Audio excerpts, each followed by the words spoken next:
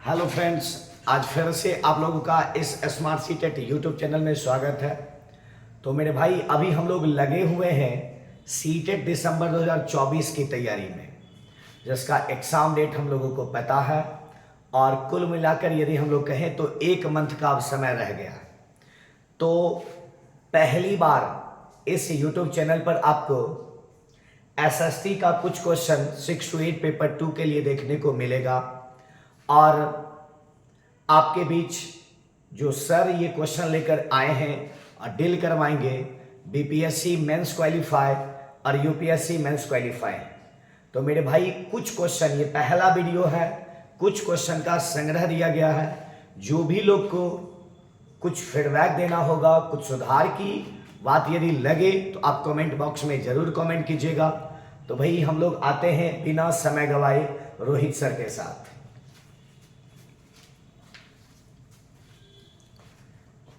हम सब पहला क्वेश्चन से शुरुआत करते हैं कि ब्रिटिश शासन के अंतर्गत स्थानांतरीय कृषकों को कौन सी समस्याओं का सामना करना पड़ा। तो सबसे बड़ी बात हम सब ये समझने की कोशिश करते हैं,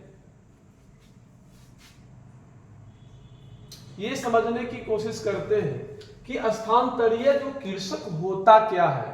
तो इसमें हम सब जानने की ये कोशिश करेंगे, जो बदल बदल कर कृषि की जाती है उसे स्थानांतरीय कृषि कहते हैं। जो उस पे मजदूर काम करते हैं उसे क्या है, कृषक के रूप में हम सब देखते हैं। वही सवाल कह रहा है कि ब्रिटिश शासन के अंतर्गत स्थानांतरीय कृषकों को कौन सी समस्याओं का सामना करना पड़ा। अब ऑप्शन ए दे रहा है कि उनकी गतिविधि प्रतिबंधित हो गई थी।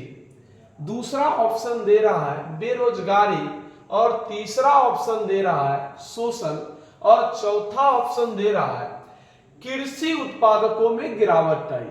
तो हम सब जानना चाहेंगे जो ऑप्शन डी दिया है इसमें से, कृषि उत्पादन में जो गिरावट आई उस समय सिर्फ जीविका उत्पार्जन के लिए ही एग्रीकल्चर किया जाता था और इसलिए ये समस्या का समाधान उस समय नहीं था। अब ऑप्शन 2 था शोषण।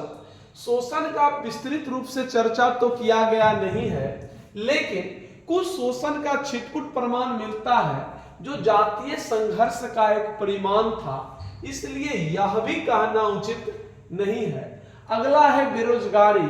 उस समय कृषि जो था हम सबों का मूल प्रधान था, और वर्तमान सिनेरियो में भी अगर हम सब देखें तो कहीं ना कहीं कृषि को हम सब देखते हैं, लेकिन बेरोजगारी भी उस रूप में तहकीकात नहीं करता है। अगला कहता है उनकी गतिविधि प्रतिबंधित हो गई थी। ये आंसर बिल्कुल क्या है, सही है। और इसके पीछे ये कारण रहा, जब हम सबों की ब्रिटिश शासन के देखे तो सरकार समय समय पर एक नए कानून लाया और उस कानून के माध्यम से एक स्थान तक रोकने का प्रयास किया गया, जिसके अंतर्गत ऐसा एहसास हुआ कि लोगों के अंदर जो स्थानांतरीय कृषि का भाव था वो बदले और अस्थायी रूप से क्या हो, वो विद्यमान हो। इसलिए इसे रोककर अस्थायी कृषि करने का प्रावधान किया गया था, और इसलिए इसका ऑप्शन क्या होगा, ए आंसर होगा।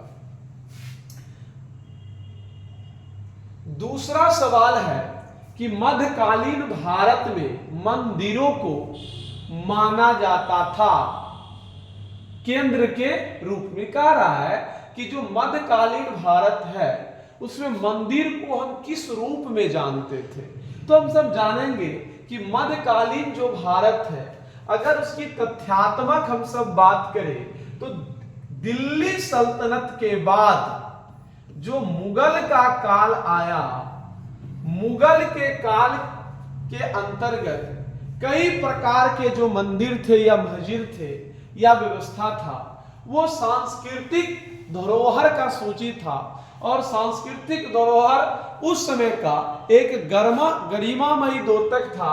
परिणामतः यह था कि पूरे समाज की, पूरी व्यवस्था की जो सबसे बड़ी बात था वो सांस्कृतिक गतिविधियों का ही एक समावेशन था। इसलिए वो ऑप्शन ए कह रहा है कि बड़े पैमानों पर विदेशी व्यापार जो ये बिल्कुल क्या है, नहीं होगा। इसके पीछे का कारण यह है कि उस समय मध्यकालीन भारत में व्यापार तो प्रमाण मिले ही हैं, लेकिन बड़े पैमाने पर विदेशी व्यापार का कोई जगह नहीं है। अगला कहता है सूफी आंदोलन, बिल्कुल नहीं होगा। अगला कहता है वास्तुकला, यह भी नहीं होगा। ऑप्शन डी दे रहा है सांस्कृतिक गतिविधियों। कई बार हम सब जानने का प्रयास किए हैं, जो ये सांस्कृतिक गतिविधि है यह कहीं ना कहीं मध्यकालीन भारत के दौरान एक सत्ता का भी केंद्र बिंदु था, व्यवस्था का भी केंद्र बिंदु था, समाज के अंतर्गत समावेशी जो केंद्र के रूप में उभर कर सामने आया था, उसे सांस्कृतिक गतिविधि के रूप में भी हम सब जानते हैं। और इसलिए इसका जो आंसर होगा वो क्या होगा, डी आंसर होगा। अगला सवाल है कि गजनी के सुल्तान महमूद द्वारा सोमनाथ मंदिर को नष्ट करने के पीछे कौन सा मुख्य कारण था।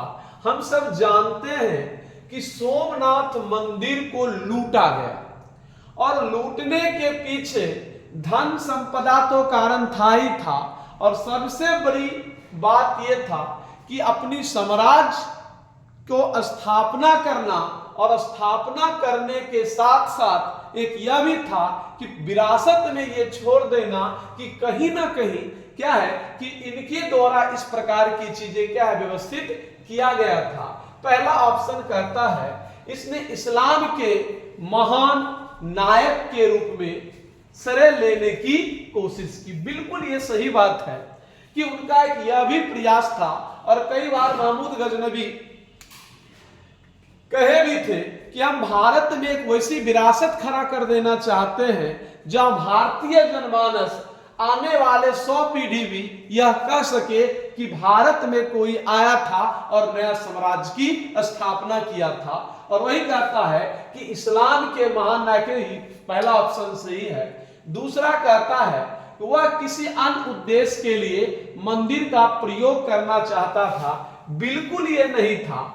पहला लूट कर बर्बाद करना था, भारतीय साम्राज्यिक व्यवस्था को खत्म करना था, और सबसे बड़ी चीज ये था कि धार्मिक हस्तक्षेप भी उनका मुद्दा था, क्योंकि धर्म एक ऐसा क्षेत्र है जहां अफवाह तेजी से फैलता है। और पहले हम सब पिछले सवालों में भी किए थे कि धर्म जो है उसके आधार पर संस्कृति का भी विश्लेषण होता है, समझौता होता है, व्याख्या होता है। इसलिए ऑप्शन बी नहीं होगा। उसके बाद ऑप्शन सी कह रहा है वह वहां एक महल बनाना चाहता था। बिल्कुल नहीं। और उसके बाद अगला कहता उसे मंदिर की वास्तुकला पसंद नहीं थी। बिल्कुल नहीं। इसका जो ऑप्शन ए दिया गया है वो बिल्कुल सही है। अब थोड़ा एक मिनट और भी हम सब समझने का प्रयास करते हैं कि जितने सारे इस्लामिक रूप से भारत प्रवेश किए, सबका उद्देश्य कहीं न कहीं एक अधिपत्य की प्राप्ति करना था, और उस अधिपत्य की प्राप्ति में कई लोगों ने अपना क्या है आना शुरू किया। जब हम सब याद करें कि महमूद गजनवी जो आए थे, इसके बाद कई लोगों का जब हम सब देखेंगे उसमें याद करिए छोटा सा क्षेत्र से बाबर आया था। बाबर, और बाबर का भी उद्देश्य था क्षेत्र विस्तार करना, और आने वाले पीढ़ी को यह बात का साबित करवाना था कि भारत में इस्लामिक उद्भव का काल था, व्यवस्था का काल था, समझौता का काल था। इसलिए क्या है इसका आंसर, ऑप्शन ए होगा कि इस्लाम के महान नायक के रूप में श्रेय लेने की कोशिश किया गया। अगला सवाल हम सब आते हैं, कहता है निम्नलिखित में से कौन सा कथन प्राचीन हस्तलिपि, कहता है प्राचीन हस्तलिपि के संदर्भ में सही नहीं है। देखिए जब कभी भी नहीं वाला सवाल दिया हुआ रहे तो एक बार सोच लेना है कि इसका जवाब क्या देना है, क्योंकि कभी हां देता है और कभी नहीं देता है। इसलिए देखना पड़ेगा क्या है क्या नहीं है, वरना क्या है कि सवाल गलत होने की चांस बढ़ जाते हैं। वही सवाल कर रहा है कि प्राचीन हस्तलिपि। देखिए हस्तलिपि का मतलब हुआ लिखा हुआ, हाथ से लिखा हुआ, उसे हम सब क्या कहेंगे, हस्तलिपि कहेंगे। और ऑप्शन ए कहता है कि वे जिस काल को प्रदर्शित करती है उस काल का मुख्य स्रोत है। ऑप्शन बी कह रहा है कि वे हस्तलिखित थी और उसके बाद मुद्रित की गई थी, बिल्कुल। उसके बाद सी कह रहा है कुछ हस्तलिपियां पत्थर या धातु पर उकेरी गई थी, ये बाद का विषय है। और वे कहता है कि वे प्राय तार पत्रों पर लिखी हुई थी। जब हम सब अध्ययन करेंगे तो सबसे पहले तार पत्र पर ही लिखा गया था। सबसे पहले जो हस्तलिपि का प्रयोग हुआ था वो तार पत्र पर ही हुआ था, तो ये क्या होगा, सही होगा। उसके बाद ऑप्शन सी कहता है कुछ हस्तलिपियां पत्थर या धातुओं पर लिखी हुई थी, जो बिल्कुल सही नहीं है। और इस क्वेश्चन के हिसाब से क्या है, लगता है आंसर से, फिर भी हम सब ऑप्शन बी को देख लेते हैं। कहता है कि वे हस्तलिखित थी और उसके बाद मुद्रित थी, बिल्कुल ये सही है कि क्या बाद में फिर क्या है, मुद्रित किया गया है। और उसके बाद अगला है कि वे जिस काल को प्रदर्शित करती है उस काल का क्या है, मुख्य स्रोत है। बिल्कुल सही बात है कि प्राचीन जो हस्तलिपि है उसके कहीं ना कहीं जब हम क्षेत्र का अगर अवलोकन करें तो यह निश्चित तौर पर हम पाते हैं कि उस काल की एक विरासत भी हुआ करता था जिसके आधार पर इतिहास का अवलोकन किया जा सके। इसके अनुसार क्या है कि डी सही है, डी सही है, बी सही है और ए सही है। और इस क्वेश्चन उसकी नहीं सवाल पूछा है, इसका आंसर क्या हो जाएगा, आंसर सी हो जाएगा। अगला सवाल है, इसमें कहता है कि नील की खेती की दो मुख्य प्रणाली कौन सी थी। कई बार हम सब जानते हैं, जब हम सब राष्ट्रीय आंदोलन भी आप करिएगा तो उसमें आप भी पाइएगा कि नील की खेती एक चर्चा का विषय बना हुआ था। और सिर्फ बिहार का चंपारण ही नहीं बल्कि भारत के कई क्षेत्र नील आंदोलन से प्रभावित था। लेकिन सवाल यहां यह है कि नील की खेती की दो जो प्रमुख प्रणाली थी, पहला ऑप्शन दे रहा है रबी एवं खरीफ, ये फसल की प्रणाली है जो मुख्य रूप से हम सब जानते हैं। अगला कहता है नीच और सीढ़ीनुमा, बिल्कुल नहीं, इसमें प्रावधान ही नहीं था। और तीसरा कहता है नीच और कीज। देखिए निज तो होगा, निज तो होगा लेकिन कीज नहीं होगा, निज तो होगा लेकिन कीज नहीं होगा। और ऑप्शन दे दिया है निज भी होगा और रेयती भी होगा। इसका आंसर क्या हो जाएगा, ऑप्शन डी हो जाएगा। और हम सब जानते हैं कि पश्चिम बंगाल से लेकर जो याद करिए नील आंदोलन एक हुआ था दिगंबर विश्वास और विष्णु विश्वास के नेतृत्व में, और उसके बाद उसका विस्तार पूरे भारत में फैला।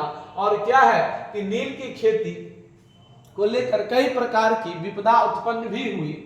आगे हम सब सवाल देखते हैं है कि 19वीं शताब्दी के मध्य में ब्रिटिश इतिहासकारों ने भारत के इतिहास को 3 कालों में बांटा, हिंदू भारत, मुस्लिम भारत, ब्रिटिश। बिल्कुल सही बात है, हिंदू भारत, मुस्लिम भारत, ब्रिटिश भारत। इस विभाजन का क्या आधार है, कह रहा है कि ये जो बंटवारा किया गया है उसका मुख्य आधार क्या है। ऑप्शन ए कह रहा है कि इंग्लैंड का इतिहास भी इसी रूप में लिखा गया है, बिल्कुल नहीं। अब एक देश का इतिहास दूसरे देश से मिले ये कोई जरूरी नहीं है। हर देश का इतिहास वहां की परिस्थिति के हिसाब से लिखा जाता है, वहां की व्यवस्था के हिसाब से लिखा जाता है, वहां की संस्कृति के हिसाब से लिखा जाता है। इसलिए एक देश का इतिहास दूसरे देश से मैच करे संभव नहीं है। इसलिए ऑप्शन ए कह रहा है कि इंग्लैंड का इतिहास भी इसी रूप में लिखा गया था, जो बिल्कुल नहीं है। अगला ऑप्शन बी कहता है कि ब्रिटिश लोग समझते थे कि वे इतिहास के उस बिंदु पर सर्वाधिक ज्ञानवान थे और इसलिए उन्हें इस विभाजन का प्रयोग किया। देखिए कई बात क्या है, जो इतिहास का लेखन हुआ सभी लोग अपने अपने हिसाब से इसका लेखन किए और परिणाम ये हुआ कि आगे चलकर इतिहासकारों के बीच में भी एक बड़ा मतभेद पैदा हुआ। बस ये जानिए कि ब्रिटिश काल में बंगाल का जो प्रथम गवर्नर होता है उनका नाम होता है रॉबर्ट क्लाइव। रॉबर्ट क्लाइव को स्वर्ग से निकला हुआ सेना नायक भी कहा गया। रॉबर्ट क्लाइव को स्वर्ग से निकला हुआ सेना नायक भी कहा गया और वो कहता था कि भारतीय लोग असभ्य है और मेरा कर्तव्य बनता है कि हम उसे सभ्य बनाए। इसलिए क्या है कि ऑप्शन बी भी ठीक नहीं है। और उसके बाद अगला कहता है कि यह याद करने में सुविधाजनक और सरल था, बिल्कुल नहीं।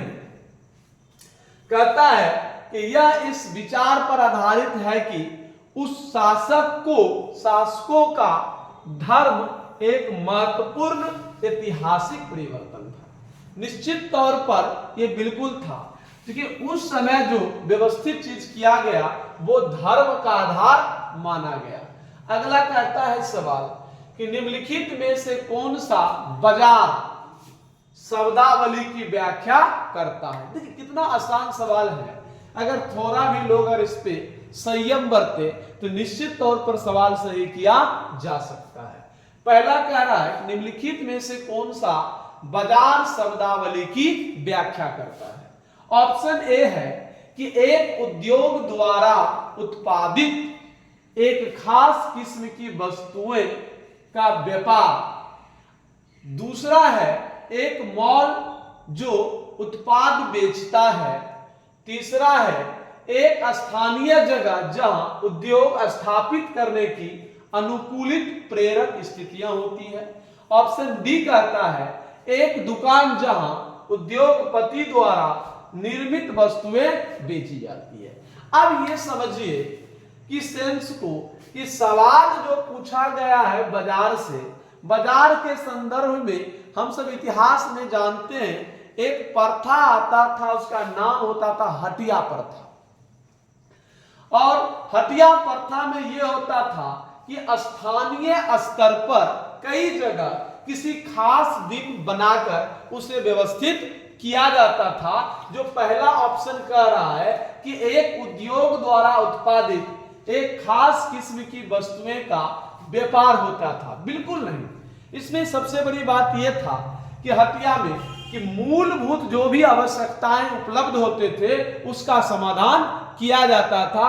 हर गांव और कस्बा के कुछ गांव को मिलाकर इस प्रकार की व्यवस्थित चीजें किया जाता था। इसलिए कहता है कि एक उद्योग द्वारा उत्पादित एक खास किस्म की वस्तुएं का व्यापार करना।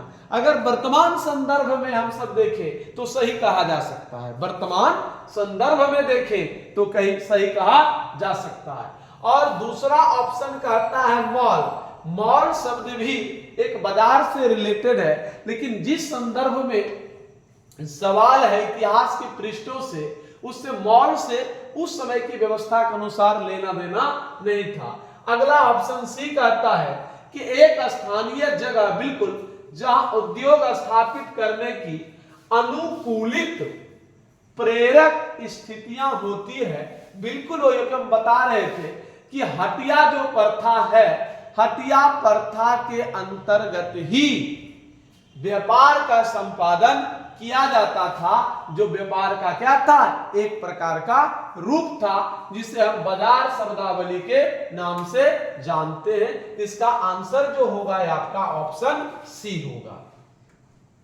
अगला सवाल है इसमें से कहता है निम्नलिखित में से कौन सी प्राथमिक गतिविधि नहीं है। कभी भी अगर नहीं का सवाल दे तो इस बात से आप सब अचंभित मत होना है। बस ये जानिएगा है या नहीं है में एक प्रकार की कंफ्यूजन पैदा होती है, परिणामता उसे हम सब देख कर मारना। अब सवाल कर रहा है प्राथमिक गतिविधि। देखिए गतिविधि होती है तीन प्रकार की। पहला प्राथमिक गतिविधि, दूसरा द्वितीयक गतिविधि, तीसरा हम सब जो सेवा क्षेत्र के दृष्टिकोण से भी हम सब देखते हैं। अब देखिए कृषि प्राथमिक गतिविधि के अंतर्गत आता है, मछली प्राथमिक गतिविधि के अंतर्गत आता है। खनन प्राथमिक के अंतर्गत आता है, और व्यापार ये प्राथमिक के अंतर्गत नहीं आता है। इसलिए इसका आंसर क्या हो जाएगा? व्यापार हो जाएगा। ये देखना है कि प्राथमिक जहां से संसाधन की उत्पत्ति होती है, जहां से संसाधन की शुरुआत होती है, उसे हम सब क्या है कि प्राथमिक आर्थिक गतिविधि के नाम से जानते हैं। और इसलिए मछली पालन प्राथमिक गतिविधि के अंतर्गत आता है, कृषि प्राथमिक गतिविधि के अंतर्गत आता है, खनन प्राकृतिक गतिविधि के अंतर्गत आता है, और व्यापार प्राथमिक गतिविधि के अंतर्गत नहीं आता है। इसलिए इसका आंसर क्या होगा? व्यापार होगा। अगला सवाल है कि PHC का क्या अर्थ है? कई बार हम सब जानते हैं पब्लिक हेल्थ सेंटर, ठीक है। अगला कहता है पब्लिक हेल्थ कॉर्पोरेशन, बिल्कुल गलत है। प्राइवेट हेल्थ सेंटर, बिल्कुल गलत है। कहता है कि पब्लिक हेल्थ कोर्ट, बिल्कुल गलत है। अब कई चीज हम सब जानते हैं, ये वर्तमान दौर में भी चल रहा है, खास करके दिल्ली राजधानी के क्षेत्रों में यह आज भी लागू है। PHC पब्लिक हेल्थ सेंटर कि अब वार्ड के आधार पर भी डॉक्टर को मुहैया कराया जाता है, ताकि कोई भी व्यक्ति कोई ग्रसित बीमारी से जान के प्रति व्यवस्थित ना हो पाए, इस बात को ध्यान रखें। इसका आंसर क्या हो जाएगा? पब्लिक हेल्थ सेंटर इसका आंसर होगा। अगला सवाल है इसमें से, संरचना और व्यवहार की वह प्रणाली जिसमें पुरुष स्त्री पर अपनी प्रधानता दिखाता है, उसे उत्पीड़ित और शोषित करता। कह रहा है कि एक पुरुष किस प्रकार महिलाओं पर अपनी ताकत दिखाता है, तो उस व्यवस्था को क्या कहते हैं? जब हम सब पढ़ेंगे हड़प्पा सभ्यता, हड़प्पा सभ्यता, तो हड़प्पा सभ्यता का जब हम सब अध्ययन करेंगे तो हड़प्पा सभ्यता पहली ऐसी सभ्यता थी जो क्या है? मातृसत्तात्मक थी, जहां महिलाओं को पूजा जाता था, महिलाओं को देवियों का अवतार कहा जाता था। लेकिन हड़प्पा सभ्यता के बाद जब वैदिक सभ्यता आया, वैदिक सभ्यता आया, तो वैदिक सभ्यता के अंतर्गत ही 4 वेद का जन्म होता है, जो आप सब भी जानते होंगे। क्या है? पहला जो वेद है हम सबों का, वो ऋग्वेद है, सामवेद है, यजुर्वेद है और अथर्ववेद है। और वैदिक काल से ही पितृसत्तात्मक समाज की शुरुआत हुआ, जहां ये कहा गया कि पुरुष प्रधान समाज में महिलाओं की कोई भूमिका नहीं है। और इतना ही नहीं, जब आगे हम सब पढ़ेंगे हिंदी के दृष्टिकोण से, तो महिला को एक उपभोग की वस्तु भी समझा गया। परिणामतः महिला 4 दीवारी के अंदर रह सकती है। इतना ही नहीं, महिला को कई प्रकार के बंधनों से बांधा गया, और इसलिए उस व्यवस्था को हम सब कहते हैं पितृसत्तात्मक। पितृसत्तात्मक मतलब क्या? जहां पुरुष के द्वारा निर्णय लिया जाता हो, जहां जो समाज पुरुष प्रधान हो, उसे हम पितृसत्तात्मक कहते हैं।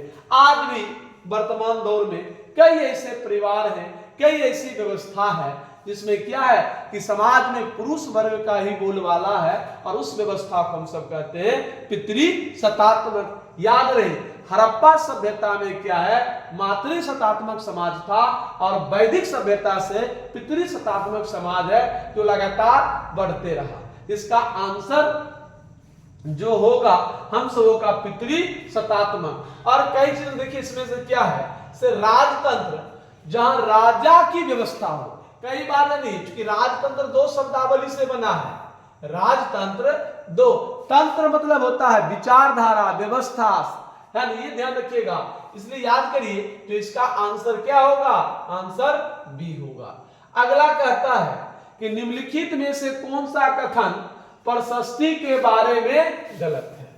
यह बात समझना है कि निम्नलिखित में से कौन सा कथन प्रशस्ति के बारे में गलत है। अब कह रहा है, आपको याद होगा प्रयाग प्रशस्ति, इलाहाबाद के क्षेत्रों की जब अवलोकन आप करेंगे तो आप पाएंगे क्या है, कह रहा है कि प्रयाग प्रशस्ति, केवल यहां प्रशस्ति शब्द की चर्चा किया है। ऑप्शन ए कह रहा है प्रायः राजा इन्हें स्वयं लिखते थे। अगला कह रहा है ये जिस काल से संबंधित है उस काल के इतिहास के मूल्यवान स्रोत है। सी कहता है प्रशस्ति में शासक या राजा की उपलब्धियों का वर्णन किया जाता था। तीसरा कहता है कि राजा की प्रशंसा करने तथा उनका संरक्षण पाने के उद्देश्य से ये ज्ञानी, कवि, विद्वान व्यक्ति द्वारा लिखी जाती थी। अब ये समझिए कि कोई जो प्रशस्ति लिखा जाता था, रेयर केस ही राजा लिखते थे, जो राजा के सहयोगी थे वो लिखा करते थे। जिधर आप अबू फजल का नाम जानते होंगे, है कई ऐसे भी लोग हैं, है ना, या मिनहाज सिराज का नाम आप जानते होंगे, है ना। कई लोग अपने से नहीं लिखे, वो किसी दूसरे से लिखवाए। इसे याद करके कहता है कि राजा की प्रशंसा करने, इतना ही नहीं जितने सारे लिखा गया सबों में राजा की प्रशंसा किया गया, समाज की प्रशंसा किया गया, समाज की व्यवस्था का वर्णन किया गया, समाज के अंदर उत्पीड़न को दिखाया गया, राजा के गुणगान को दिखाया गया। मतलब ये कह रहा है कि राजा की प्रशंसा करने तथा उसका संरक्षण पाने के उद्देश्य से ये ज्ञानी, कवि, विद्वान व्यक्ति द्वारा लिखी जाती थी। ये क्या है, सही आंसर है। दूसरा सी कहता है प्रशस्ति में शासक या राजा की उपलब्धियों का वर्णन मिलता है। बिल्कुल ठीक बात ये कह रहा है। यह भी अगला कहता है ये जिस काल से संबंधित है उस काल के इतिहास के मूल्यवान स्रोत है। बिल्कुल सही बात है कि उस समय इतिहास का लेखन इसी आधार पर किया जाता था। लेकिन सवाल पूछ रहा है कौन गलत है, तो क्या है, अगर सही रहता तो ऑप्शन डी सही होता, ऑप्शन सी सही होता, ऑप्शन बी सही होता। लेकिन यहां लिखा है प्रायः राजा इन्हें स्वयं लिखते थे। बिल्कुल नहीं, राजा के बाद को कोई दूसरा लिखता था। इस क्वेश्चन के हिसाब से जो आंसर हम सबों का होगा वो ऑप्शन ए होगा। अगला सवाल है ज्यादातर महाजनपदों की मजबूती या मजबूत किलेबंदी थी क्योंकि, कह रहा है कि जो महाजनपद है, महाजनपद में किलेबंदी क्यों किया जाता था। तो यह कहीं ना कहीं सबसे भी समझिए कि जन से बना है जनपद, जन से बना है जनपद, जनपद से बना है महाजनपद। इतना जानिएगा, जन से बना है जनपद, जनपद से बना है महाजनपद। जब हम सब प्राचीन भारत का अवलोकन करेंगे तो टोटल जो है 16 महाजनपद की चर्चा मिलती है भगवती सूत्र और आगुंतर निकाय में। अब आइए कहता है कि 16 महाजनपद में से 3 महाजनपद का संबंध बिहार से था। अंग, मगध, वज्जी के बारे में हम सबों की चर्चा मिलती है। और सबसे बड़ी बात यह है कि उस समय एक महाजनपद दूसरे महाजनपद से, तीसरे महाजनपद से या बाहरी ताकतों से ये बात का संशय रहता था कि मेरे महाजनपद के क्षेत्र में कोई दूसरा क्षेत्र आक्रमण ना कर दे। इसलिए ऑप्शन ए कहता है कि शासकों को आक्रमण का भय था। बिल्कुल है, और वे स्वयं की रक्षा को सुनिश्चित करना चाहते थे। ये भी एक सही है, लेकिन ऑप्शन बी भी हम सब पढ़ लेते हैं। कहता है ये उनके समृद्ध योद्धा परंपराओं के प्रतीक थे। अब देखिए, प्रतीक सत्ता की एक व्यवस्था है, वो एक अलग विषय है। लेकिन कहता है सवाल ये है किलेबंदी, तो किलेबंदी के हिसाब से ऑप्शन बी सही नहीं है। अगला कहता है इनके आसपास लकड़ी, ईंटों या पत्थरों की उपलब्धता थी। बिल्कुल नहीं, ये आज भी है। लेकिन बस इतना याद रखिए कि किलेबंदी क्या है कि अपने आप को सुरक्षित करने के उद्देश्य से किया गया, अपने आप को सुरक्षित करने के उद्देश्य से किया गया, ताकि क्या कि हमें बाहरी ताकत से बच सके। इसलिए क्या है, यह भी नहीं होगा। अगला कहता है डी ऑप्शन कि वे इनकी समृद्धि और शक्ति को प्रदर्शन, बिल्कुल नहीं। देखिए, शक्ति को प्रदर्शन तो तब होगा ना जब खुला चुनौती दिया जाएगा, और किलेबंदी तो बचने के लिए किया गया था, इसलिए इसका आंसर भी ये नहीं होगा। तो इसका आंसर क्या हो जाएगा, ए हो जाएगा। अगला सवाल है कि लगभग 3900 वर्ष पूर्व आरंभिक नगर हड़प्पा और मोहनजोदड़ो कई कारणों से समाप्ति की कगार पर आने लगे। निम्नलिखित में से कौन सा उन कारणों में से एक कारण नहीं है, इसको देखना है। कौन सा कारण नहीं है, आप याद करिए हड़प्पा सभ्यता जब हम सब पढ़ेंगे तो हड़प्पा सभ्यता एक आद्य ऐतिहासिक सभ्यता के नाम से जाना जाता है। क्योंकि आद्य ऐतिहासिक का जो मतलब ये होता है कि लिखा हुआ भी साक्ष्य हो, पूरा तात्विक साक्ष्य हो, लेकिन लिखा हुआ साक्ष्य को पढ़ा नहीं गया हो, इसलिए उसे हम क्या किस नाम से जानेंगे, आद्य ऐतिहासिक काल के नाम से जानेंगे। और यह भी समझने की चीजें हैं कि हड़प्पा सभ्यता टोटल 4 सभ्यताओं में सबसे बड़ी सभ्यता थी। इतना ही नहीं, सबसे उन्नत सभ्यता थी। इतना ही नहीं, सबसे समृद्धशाली सभ्यता थी। और सबसे बड़ी बात था, एक अस्थाई सभ्यता थी। और इसे याद करें, कहता इसका पतन का कारण कौन नहीं है। ऑप्शन ए कह रहा है मवेशियों के बड़े बड़े झुंडों द्वारा चारागाह और घास वाले मैदानों को चराने से मृदा आवरण नष्ट हो गया, बिल्कुल नहीं। अगला कहता है नदियां सूख गई जिसके कारण नगर समाप्त हुए। अगला कहता है नगरों के बीच आपसी प्रतिद्वंदिता और लड़ाई हुआ। जंगलों के विनाश और बाढ़ के कारण नगर नष्ट हुए। देखिए, कई बार आप आसान शब्द में समझिए, सवाल यह है कि हड़प्पा सभ्यता का विनाश कैसे हुआ। इसमें क्या है, इतिहासकारों के बीच मतभेद है, लेकिन सबसे अगर उपयुक्त हम सब कहें तो उसमें बाढ़ के कारण को बताया गया है। सबसे अगर उपयुक्त कहें तो हड़प्पा सभ्यता का जो हुआ है वह बाढ़ के कारण को बताया गया है। उसके बाद कहता है कि नगरों के बीच आपसी प्रतिद्वंदिता रहा होगा। इतिहास कोई प्रूव नहीं करता है कि हड़प्पा सभ्यता का विनाश कैसे हुआ। अथेंटिक कोई 100% जानकारी कोई प्रूव नहीं करता है, लेकिन यह कह रहा है कि बाढ़ के कारण भी हुआ होगा। नगरों में झगड़ा हुआ, उसमें भी हुआ होगा। अगला कहता है कि नदियां सूख गई जिसके कारण नगर समाप्त हुआ।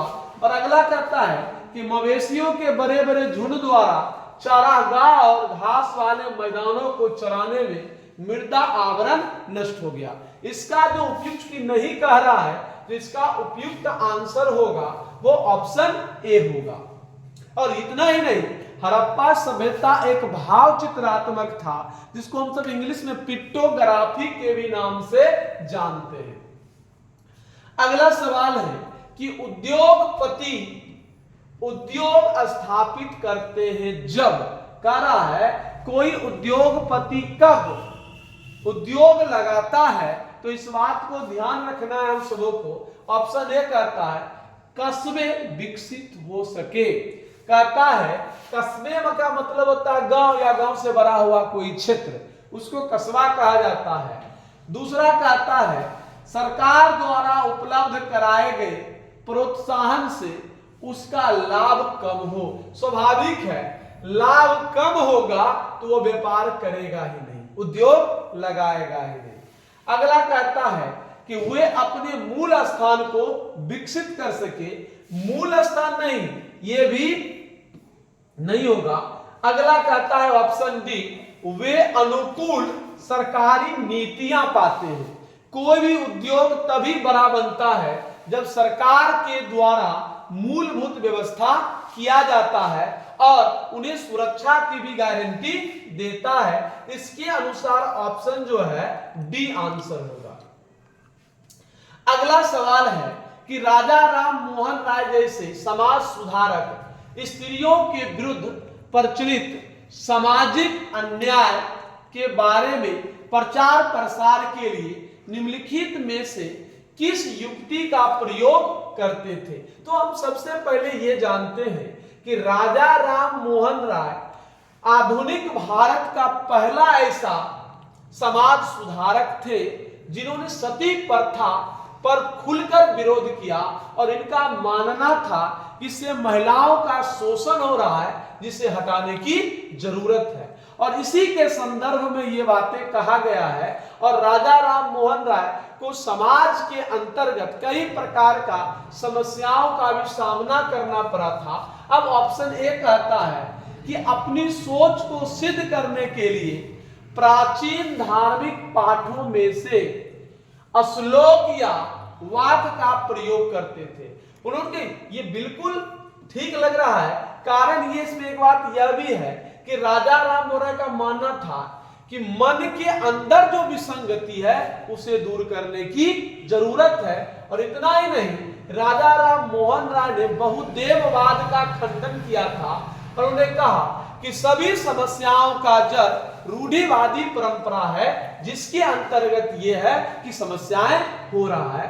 ऑप्शन बी कहता है कि वे लोकप्रिय राष्ट्रवादी नेताओं की सहायता लेते थे। बिल्कुल नहीं, इनको समाज से ही बेदखल कर दिया गया था।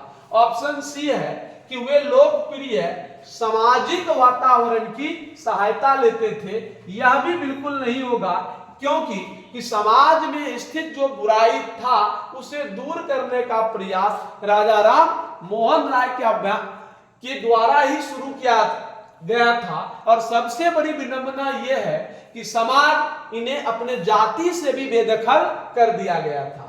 अगला ऑप्शन कहता है कि वे सरकार के प्रभाव का प्रयोग करते थे।